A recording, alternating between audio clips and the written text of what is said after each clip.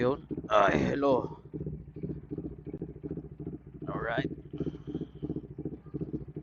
Yeah.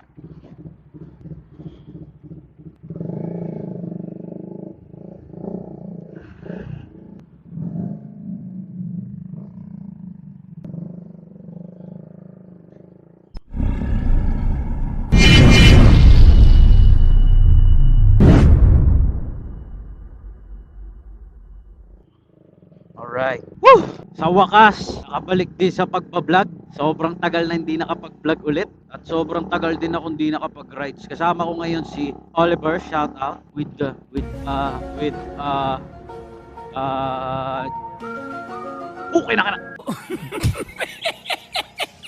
2 hours later. With Jen, tagal inisip eh. Rat-rat na naman, putik. Yeah. Rat-rat boy! What's up mga tol? Nakapag-vlog din ulit. Ang tagal kong di nakapag-vlog, grabe. Shoutout nga pala kay Ninja 360 sa very smooth transaction ng camera na to. Nabili ako ng na Insta 360 X3 na sobrang easy to connect din sa KY Pro. Kaya nakakapagsalita na ako. 'Di ba nung mga nakaraang vlog, ang lalabo na nung salita ko. Hindi na ako nakakapag salita ng malinaw o kaya sobrang lakas ng wind noise. Kaya yun, medyo nabuwang, nakaipon. Pero yun nga, shoutout sa shop ng Ninja 360. Sobrang smooth na transaction, pati ang ang usapan sa meetup, napaka on time ng rider nila. Talagang saktong 9 AM din tumigil sa mismong parking eh. On time. So ngayon papunta kami ng na Kaibiyang, makapag-rides naman. Dito naman lagi natutuloy yung biglaan. Kasi pagka nag-set kayo, tapos group ride, puro scammer yung mga tropa na parang mga dirt. Hindi mo alam kung kailan ka maniniwala.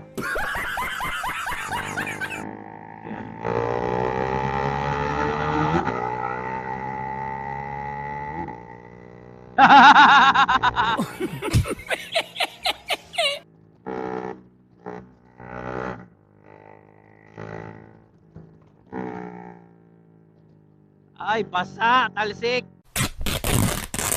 Maganda naman ang panahon. Grabe, nakakamiss. Sobrang tagal. Kailan ba huli kong bitaw ng vlog? Ayun, traffic.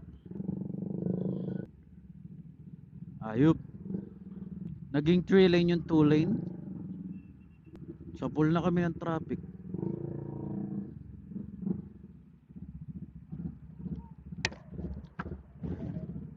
Yun nga pala isa pang di ko alam. Paano nakukonek ng iba yung intercom. Samantalang yung sa akin, pag kinonek ni Oliver, nag-automatic disconnect sa AirPods. Ano kaya yun? Makikiraan. Kita mo yun? Napaka-gago. May ginagawang konstruksyon. Okay, kaya pala traffic. Thank you. Kaya pala traffic. Ayun lang, hindi ko kaya yan sabayan. Hindi ko kasya. Ay grabe, ganito na pala kondisyon sa Tagaytay ngayon. Matraffic, parang EDSA.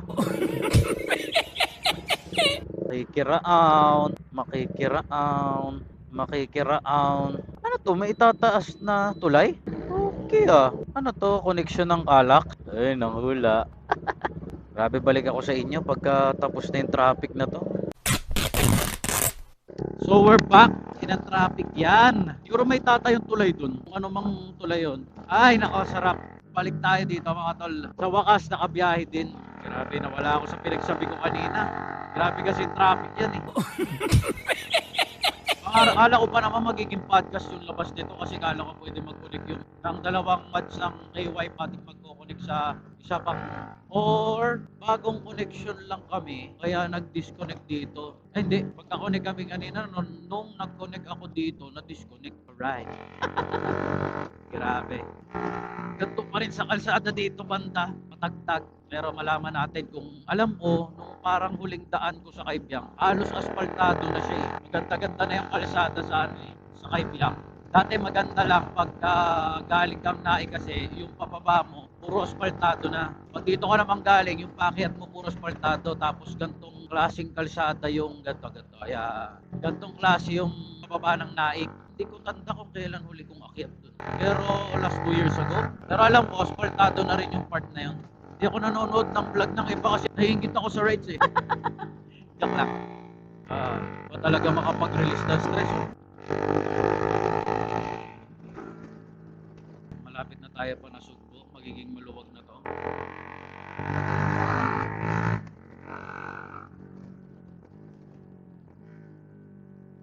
Akala ko nung una, yung tinignan ko sa mapa, dyan ang labas ng dulo ng Calax. Di ba pala? Ang daming nagdaan na panahon. May mga nagbago, pati ang camera ko. Pero nagbago din yung forma ng Doming R. Dati, sobrang wala sa trend yung mga formahan na ginagawa ko sa motor. Para kasi sa akin, masasabi kong akin yun kung may pasagwang, kung may hindi akma na mods. Katala dati nang nakatay side mirror ako, kaya ka lang nare-realize nakakatawa yung tsura. Sa bagay, ito rin medyo nakakatawa kasi pang sport bike siya, winglet style siya side mirror eh. Pero nilagay ko sa naked, bumagay naman. Huwag lang itutupi. Hello. Makikiraan po. Yan.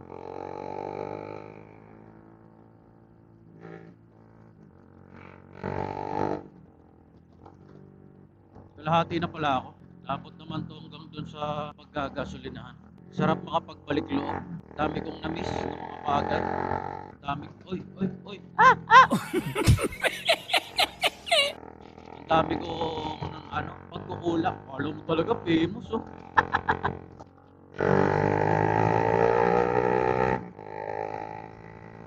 Pero maano pa rin, madami pa rin sasakyan. Iba talaga ang panahon dati. Pagkalinggo talagang maluwag na sa mga gantong klaseng kalsada. Madami na talaga sasakyan ngayon. Madami na talaga na biyahe ngayon. Oh.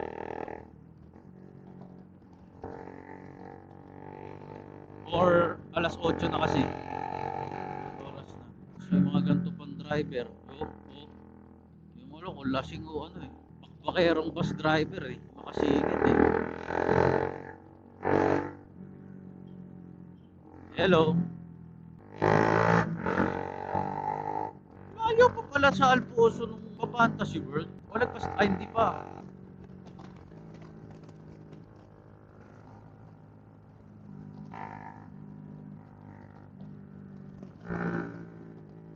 Bumabakbak ko. Bakbak siklista! Napakyat. Malalakas. Grabing binti ang patak. Ay, salamat. So, enjoy the scenery. Balik na lang ako sa inyo. Tungo.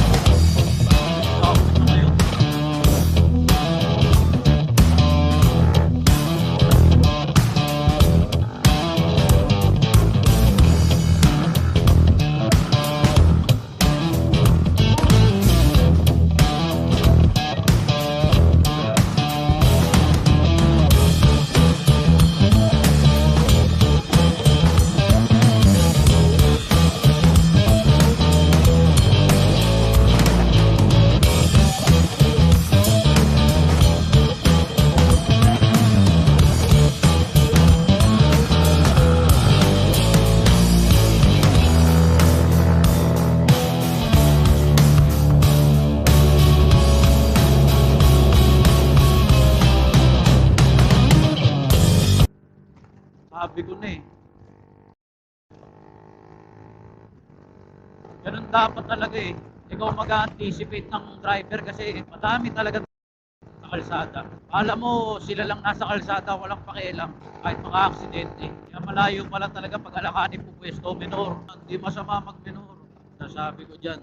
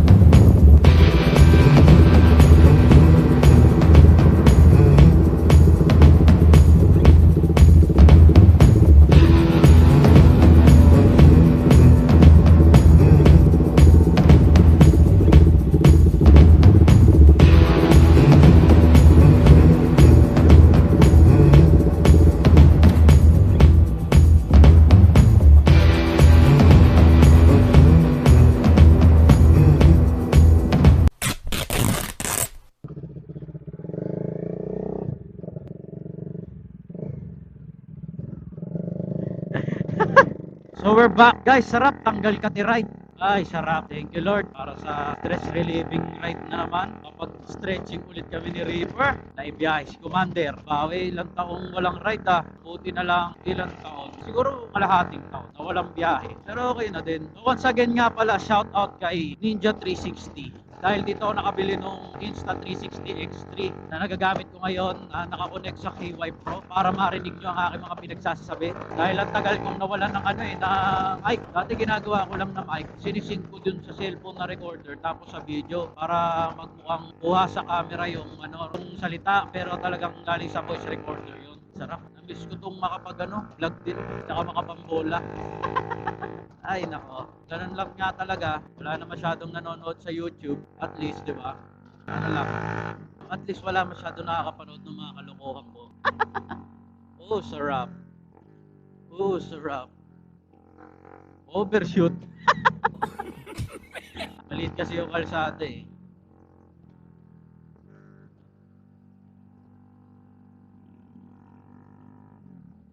Grabe. Namiss ko kaya mga tol dahil ang tagal kong hindi nakakapag-post ng mga vlog. O ba't tumigil? Nambobola pa ako eh. Ito pala. Kukuha pala muna kami ng shot. Ikaw, gusto mo ba? Gusto mo ba? Mainit eh. Ayun pala silong.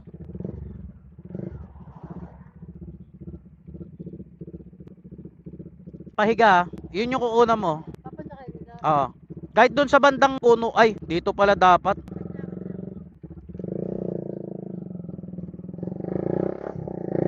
Kukuha muna kami ng shot sa trippings nito ni Oliver.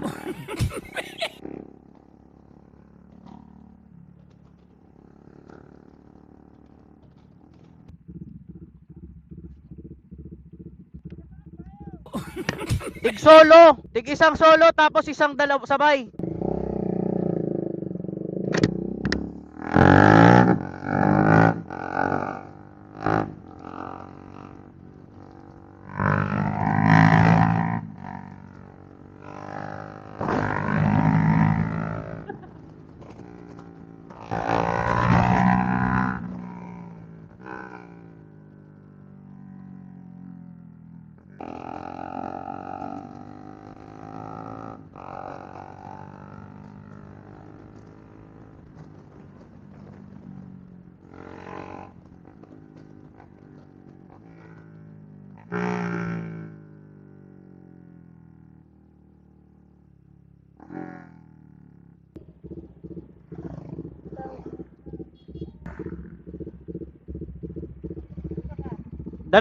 Isa naman. Sabay. Una ka na. Ge.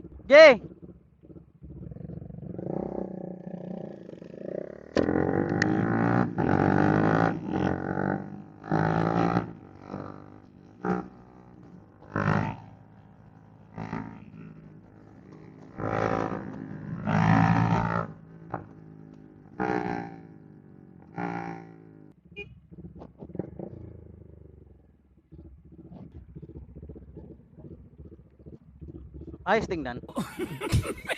Ayos naman. Ayos tingnan. Naka-video pa ba ako? Okay. Back to us. May natripan lang si Oliver na naisip gawin. So ito na nga. Nasaan na ba ako kanina? Ayun, nakapag-rides din sa wakas. Napakasarap makapag-stretching. So maraming salamat kung may nanood man. Maraming salamat sa iyo kung tinapos mo hanggang dito yung video. Ito ang performance ng camera 360 X3.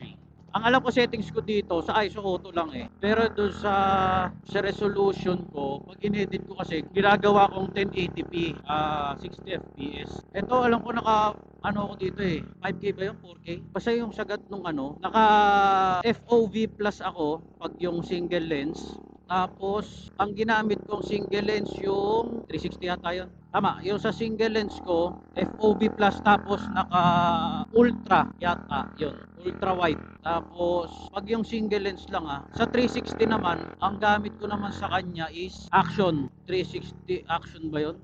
Para mataas yung FPS kasi yung gatong nag-aagaw dilim liwanag feeling ko, hindi ako masyadong maalam sa camera eh. Tsaka yung bilis ng takbo, doon nagkakatalo sa FPS eh, frames per second. Yun lang ginawa ko. Kasi ni-edit ko na lang sa cellphone. At least malinaw sa 1080, mas malinaw. Bumababa man siya, malinaw pa rin yung bigay sa 1080. Ganun. Para pagka-edit ko, malinaw. Ang mahirap lang naman sa para sa akin, ang mahirap lang naman sa camera 360. Pag naka 360 kang view, nakakapagod maglingon. Kasi nakakapagod siya maglingon kasi, kunyari katulad nito, lumiligo, susundan mo eh. Tapos siya ka mo pipindutin yung parang pang focus niya, kulay dilaw pag nandodo ka sa 360. Siguro ba tine-explain ko pa to? Alam ko, alam na to ng karamihan 360. Siguro sa mga nanonood na hindi nakakaalam, mahirap din mag-edit ng naka 360. Kaya maganda pag mag-vlog ka yung sa single lens para kung ano yung focus nung tingin mo, yun ang kinukunan niya.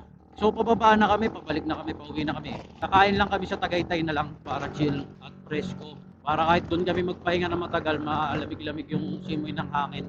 Grabe. Sarap din dumayo ulit dito kaso dumadami din talaga yung mga tao. No? Madami na rin yung mga nagiging bisita sa isang lugar.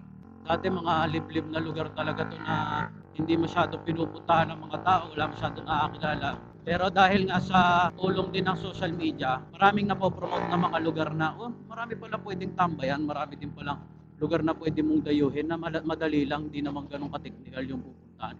Yung karamihan kasi, di ba, syempre, gusto mong dumayo, parang trail yung pupunta mo para makita mo yung magandang tanawin. Dito, kita mo na talaga yung tanawin. Mamaya makikita niya kung bakit maganda rin ang tanawin dito. Hindi lang siya basta tanawin, may dagat din. Katulad niya, no? Huwag lang talaga magiging sagabal. Yan lang naman ang hinaing ng maraming tao. Katulad sa Marilake, halos ginawa ng tambayan yung isang lane ng kalsada, di ba? Maging lang, responsable tayo mga tayo. Pagka dumayo kayo sa isang lugar, maliban sa pagliligpit ng sarili natin basura, dapat marunong din tayo mag-giveaway sa ibang dumadaan. Hindi yung halos nagtumpukan na kayo dyan.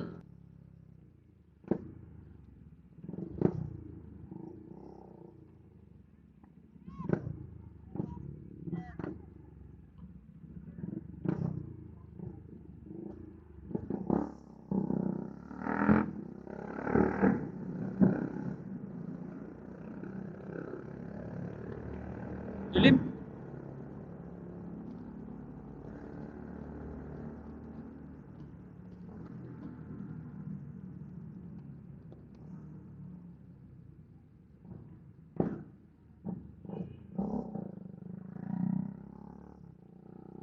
Diba?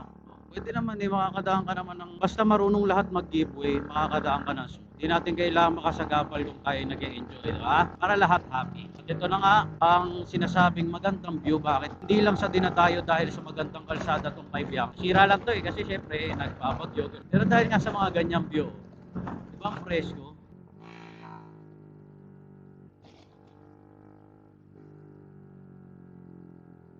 May kampo na dyan.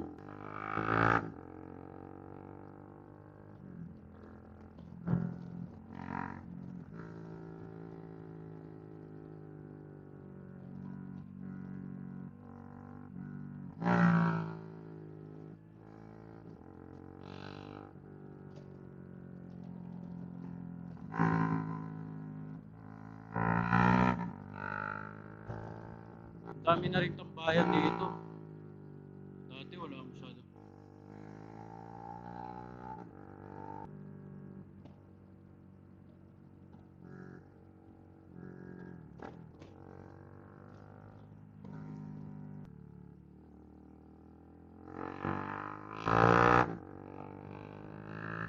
Dami na nga rin beach dati, hindi ganito dito eh. No?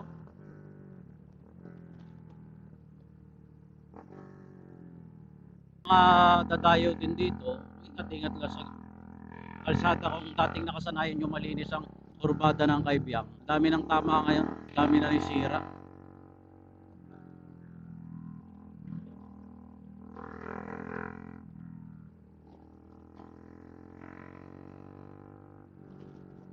Dahil yung kung galing Naik medyo maayos-ayos naman. Pero naayos na rin to. Nung nakaraan talagang ang daming lubog sa kalsada mga ganyan. Mga lubog.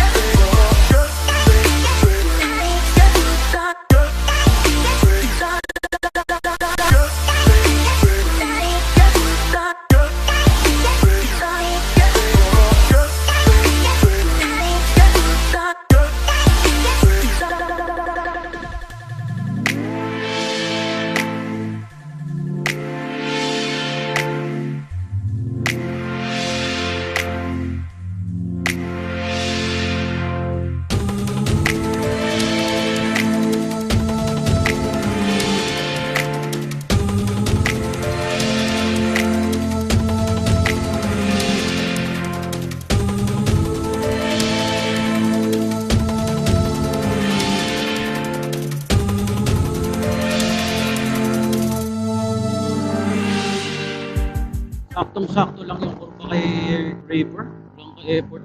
Okay, yun lang mga kaibigan. That's it. Bababa na to ng paanan na to ng Kaibiyang. Kaya kung ako sa inyo, chill na lang kayo. Shoutout sa mga namimitik. Nga pala. Ano kaya makikita yan?